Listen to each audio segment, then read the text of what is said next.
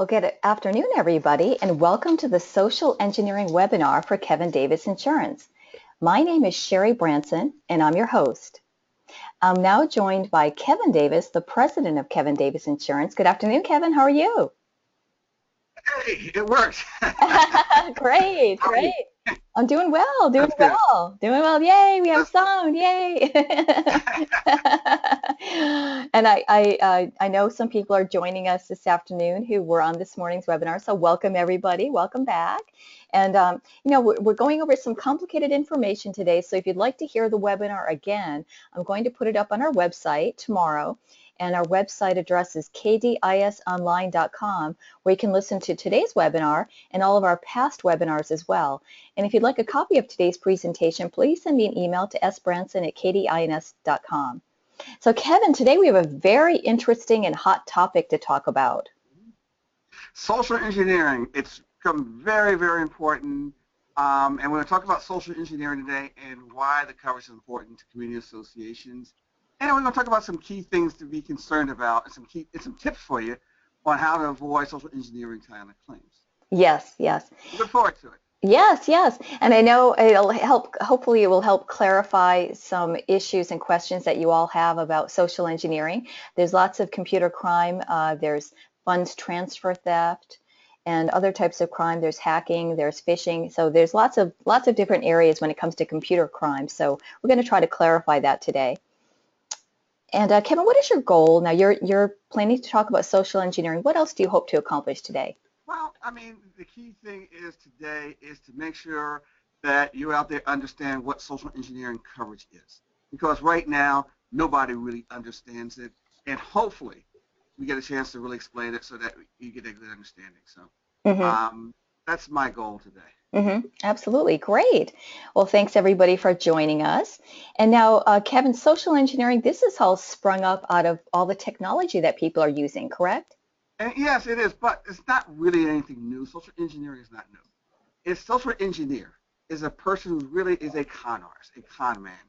This those guys who are out there who tells you to sign up for a free seminar, and then you get there and they sell all kind of books and magazines that you end up spending thousands of dollars. So it's a con artist, somebody who really wants to manipulate you to get money from you. Now, in terms for us, it's technology. We're talking about technology, and the people who are these con artists are social engineers. Their job is to do one thing: get you to disclose your password and other personal information so they can gain access to your computer. Mm-hmm. That's it.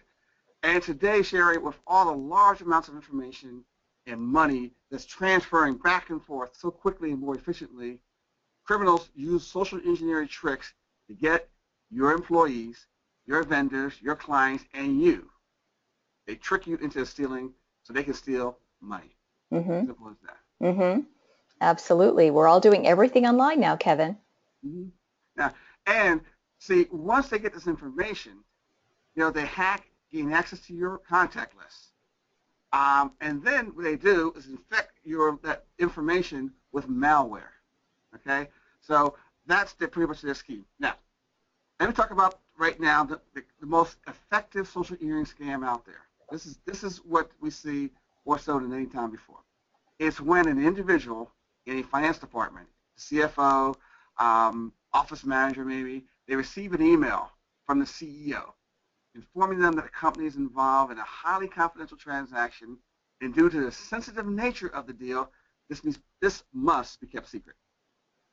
The target then receives a phone call or email providing wire instructions and reminding him the importance of the confidentiality. Mm, okay. Okay?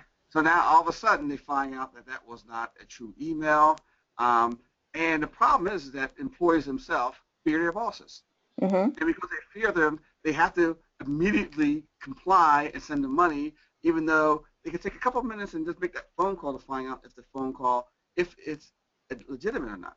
Mm-hmm. So, but again, employees feel that if they take too long, they'll get in trouble. Mm-hmm. Absolutely. And Kevin, I guess what the criminals are doing now is it's easier for them to gain somebody's trust by sending them an email and getting them to voluntarily do the transaction rather than hacking into their computer system, right? That's it. Yeah. Mm-hmm. Trust is the key. Because what we do, I mean, we trust people first, and they have to prove they're not trustworthy. Mm-hmm. And social engineers are out there taking advantage of that, our ability to trust. Mm-hmm. And that's the problem. It's not, we're not. It's not so much of us being gullible or naive. It is that we trust first. Mm-hmm. Mm-hmm.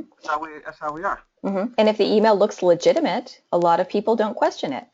Exactly. Mm-hmm. Exactly. Mm-hmm. You know, and what they do, one step further, they dangle things in front of us. Things like, hey, if you download this thing right now, you get new music, or you get a movie, or you get access to free credit card. And now, they give you something so that, they do go. I guess they do go after your naivete and gullibility. But at first, it's based on trust. They're always dangling something to make sure that you're able to click on it, download it, malicious code, and all of a sudden, boom, Mm-hmm. you have a problem. It's basically a high-tech version of the old phone scam where they'd call you up and tell you that you won a sweepstakes or something, right? Mm-hmm. And you said to send Send us $100. some money. Yeah, Mm-hmm. send $100 and you'll get it in the mail. It's the same Exactly. Mm-hmm. thing. Mm-hmm. Now it's high-tech. Mm-hmm. Mm-hmm. And now, Kevin, I know that when we talk about social engineering, there are different types of social engineering. Could you get into what they are and explain them a little bit? Sure. All right, there's several types of social engineering. The number one that we're talking about is phishing. Okay, and phishing is actually gaining information fraudulently, such as your usernames, credit cards, banking information, by masquerading as someone trustworthy. Hmm. Okay. Interesting. Yeah, I just received an email, a fraudulent email last week. I guess it was a phishing email, somebody looking for my information. So it happens all the time. I'm sure it's happened to people joining us today. Yeah. Mm-hmm. And all they want you to do is just click on it and to verify the information. And again, once you click on it, you downloaded some malware or something that has easy access now to your system there. Mm-hmm. Mm-hmm. Okay. All right. The next one we have is something called spear phishing. Oh, Okay. spear phishing. Okay. Spear phishing. Okay. Now, this email is coming from somebody you really know, that you really trust, and somebody you feel very comfortable with. Okay. So that when they go after you, they're able to really get access to your information a lot better because, again, the high trust factor they have in it. For example, what a person done is that they use social media. Okay, they'll Mm-hmm. look at somebody's Facebook page. And they'll find out that the president of a homeowner association is now vacationing in Hawaii. Okay, now the social engineer fraud person finds that the person is in Hawaii, use that information to mislead, a fellow board member, manager, somebody in there to send funds to a fictitious account. Mm. Okay. So the moral of that is, Kevin, be careful what you put out there in social media because people are watching, criminals are watching. Exactly. If you're out of town, you're not home, etc. Mm-hmm. That's spear phishing. Now the next one is clone phishing. Clone fishing. Now, this one's Clone a new phishing. one. I have not heard of clone fishing yet. Clone phishing, when they take your exact email that you already have, they look legitimate, they put the same information that's on there, and then they send it out. Well, if they attach an attachment, they have an attachment that goes with it. The attachment has malicious code in it. Now all of a sudden, you looked at it, you trust it, you put it back in your system, and there it is. Now you've been infected. Ah, okay. So it's a cloned email, basically. Yeah. A Mhm. duplicate of the email that was the original email. Okay, okay. So it looks real, looks authentic. And the next one is whaling. Okay, Oh, okay. We're keeping covering, the whole fishing, yeah, ocean, whaling. yeah, we're covering the whole ocean here, Kevin. All right, now these things are directed at senior executives and high-profile people, and what they do is they masquerade critical business emails, either subpoenas, legal forms, legal documents, and the whole idea is for you to click on it, and so you can download special software so you can read the information. So it is really so specific and so high end that these things, when you see these kind of claims, they usually end, the hundreds of thousands of dollars. Yeah, these are the big claims, right, These are the Kevin? big ones. Yeah, so whaling, they get the big ones. Wow. So they're getting much bolder, the criminals. They're really Mhm. going higher, higher, higher, and higher, and masquerading as the FBI, etc. Wow. Exactly. And Mm-hmm. masquerading is the key. Masquerading is the key word because they masquerade as either an employee, a vendor, or sponsor. A boss, Yep. FBI. Mm-hmm. Now, And this next group here tells you how to identify a phishing email.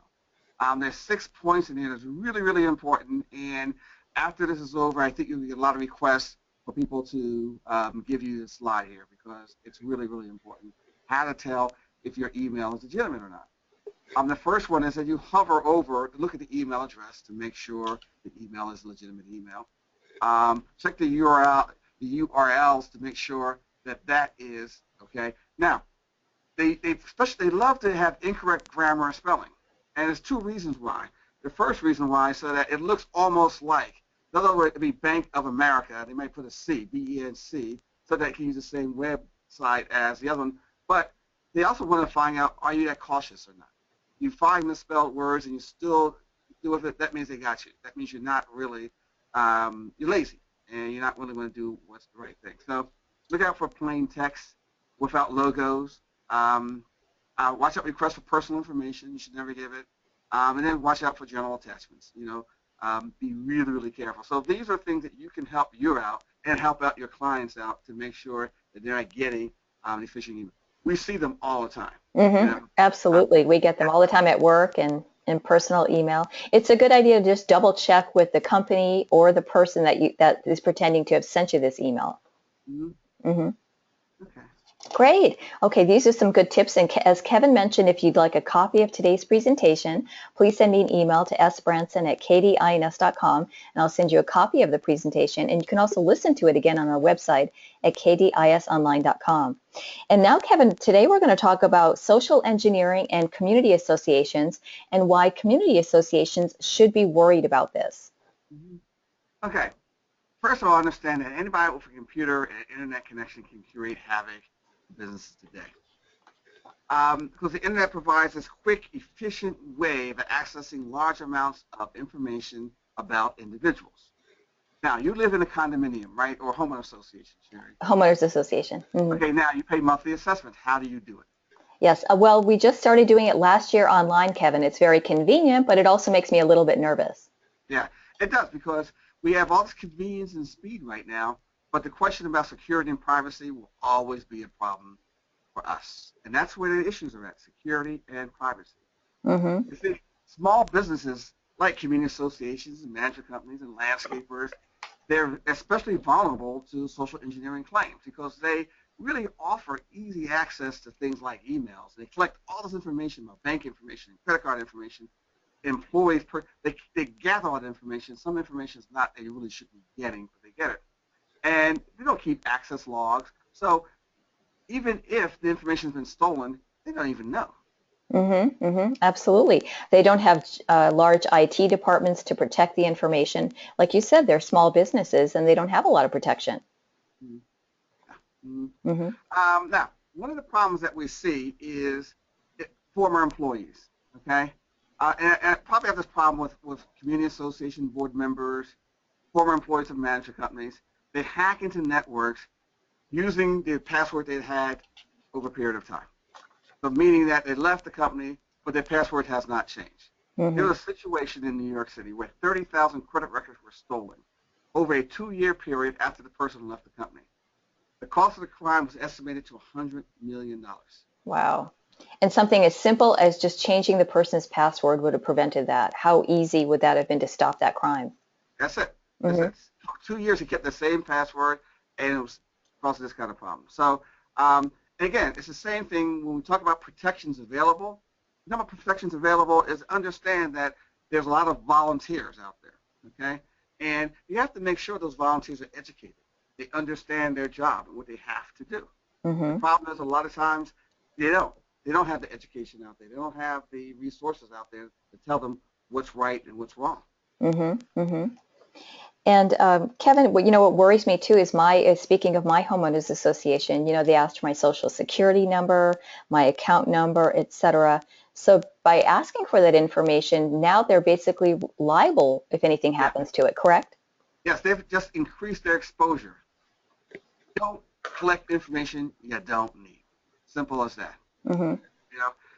For management companies, condo associations, homeowner associations, they all have websites. Any personal information that's in there should be protected. Okay? You have to understand what's appropriate, what's not appropriate to include on that website. Absolutely. And that's the critical part. hmm And another thing that comes to mind, Kevin, is, in the few years that I've been in this homeowners association, we've had a lot of turnover of board members, and that concerns me too. Yeah, and it should because again, like I said before about the people who left, um, there's a lot of sensitive information that board members have. They have to be able to get rid of that sensitive information once the person has left the board. In addition to that, new board members need to be trained and provided with new passwords. hmm That is important. hmm And I would think, Kevin, with all of this technology, being used by homeowners associations now and condo associations and the property management companies, that, without a large IT department, down the road, they're going to have to look at getting a computer specialist to help them out, some Hey, experts. hey, look, it'll be critical. The laws are changing really rapidly because you have to notify certain things happening, and technology is growing. So I believe that sooner or later you're going to have computers specializing in security, computer security, in order to really stay away from some of these issues that we were talking about. To prevent some of these claims and protect their information. Mhm. Okay. All right, so let's talk about fraud coverage. Ready? Yes, I'm ready. All right, this is it. What is social engineering fraud coverage? Okay. Now, social engineering coverage expands the crime insurance policy to address the risks arising when criminals pretend to be vendors, executives, and clients. This new coverage enables companies to get better protect themselves against this growing risk of social engineers that are out there. Okay, now, when we talk about the insuring agreement, social engineering coverage pays for the insured for loss from transferring, paying, or delivering funds directly caused by social engineering fraud committed by a person to be a vendor or client. Okay? Now, what social engineering fraud means? The intentional misleading of an employee through the use of written instructions received by an employee. Hmm. Okay? Okay. Now, that's it. That is what we're talking about social engineering coverage. Let me give you an example because it's a lot of words we just said there. Mm-hmm. Okay? Mm-hmm. Okay. Um, the property manager doing business for a large-scale homeowner association has a landscaper. They routinely remits payment for his services through wire transfer. The property manager receives notification from the landscaper that the company has changed banks. The property manager sends a notification to accounting who updates the system. Now, after several payments to the new bank, the property manager is made aware by the landscaper that they never received payment for the past several months. He later discovered that the landscaper's email has been hacked by a fraudulent third party and thousands of dollars are missing. Hmm. Okay. Okay? So So this is, that's a perfect example of social engineering fraud. Again, an employee must be convinced that the request to send money to an alternative location, to another bank, is legitimate and therefore acts on that request. The money is sent to the new account and a legitimate person never received the money that was sent to it. That is social engineering fraud. okay. Thank you for explaining that, Kevin. And again, if anybody has any questions about this definition or anything else that we go over today, please send your questions to me in an email or give me a call at 213-833-6190 and we'll answer your questions after the webinar.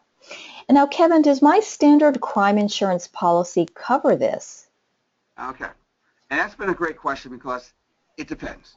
It depends on the type of social engineering claim and the type of crime policy you have. Some crime policies contain computer fraud and funds transfer insurance agreements that could include some social engineering coverage. But most of these claims will be denied for something called the voluntary parting exclusion. Okay, the voluntary parting exclusion. Okay, that's a new term, Kevin. Can you explain that one?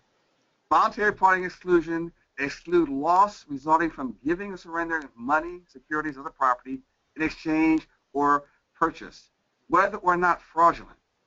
So the exclusion there is to eliminate claims for being gullible or being duped into doing something, meaning that you willingly gave up money. So basically, if I receive an email and they're telling me to transfer money into this account and it's a fraudulent account, I'm usually the person that transfers money, and then we find out a couple months later that that was, a hack, it was a scam, then that's what you're referring to right here. Exactly. It's like in the old days when somebody would say they make a promise to you, that we're going to give you this great, wonderful thing. They get a phone call, and guess what? For $100 right now, we can give you a special, great, wonderful deal. And also you paid $100, and the deal never happens. A 7-day trip to Hawaii for $100 or something. Exactly. So it's the same thing. It's a voluntary parting of the money more so than anything else. When we talk about computer fraud, social engineering, it's totally different. When we talk about computer fraud coverage, okay, what we're talking about is loss of money security caused by someone using computer itself fraudulently to transfer money securities from inside the premise. Okay, so that's inside the premises and actually touching the computer. Exactly. Okay. Yeah. Using the computer itself to fraudulently do it, as opposed to using an individual. Gotcha. Okay. Okay. Access to the computer.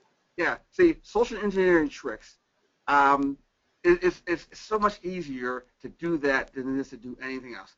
They use phishing, as we said before. They use false websites. They use malware. They use all these different things to get access to your computer. And then once they have them, they use the money to transfer out of your bank account and into theirs. They always target the small, medium-sized company because, again, it's easier to get that kind of information. Absolutely. Now, computer fraud insurance agreements limit coverage to theft through the use of any computer system. Many claims involving social engineering do not involve the theft of funds from the insured's account because it arises out of authorized transfer of funds. Okay. Now that's a little complicated, so if anybody has any questions on that, please send me an email, and I'm happy to send you this presentation. You see, just because the insured received that fraudulent email tricking to take action does not establish the use of computer to fraudulently cause a transfer. So the key word is use of computer to fraudulently create a transfer. The insured, the person who gets that email has a choice to take action or to do some research and say no.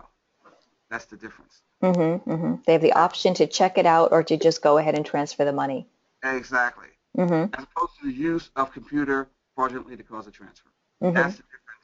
Because a lot of people think that some of these things are covered already under the computer theft coverage, and it's not. It's not. Okay, so that's a very, very important point that he just made. So if you'd like further clarification on that, please send me an email. Now, let's talk about funds transfer in social engineering. Okay?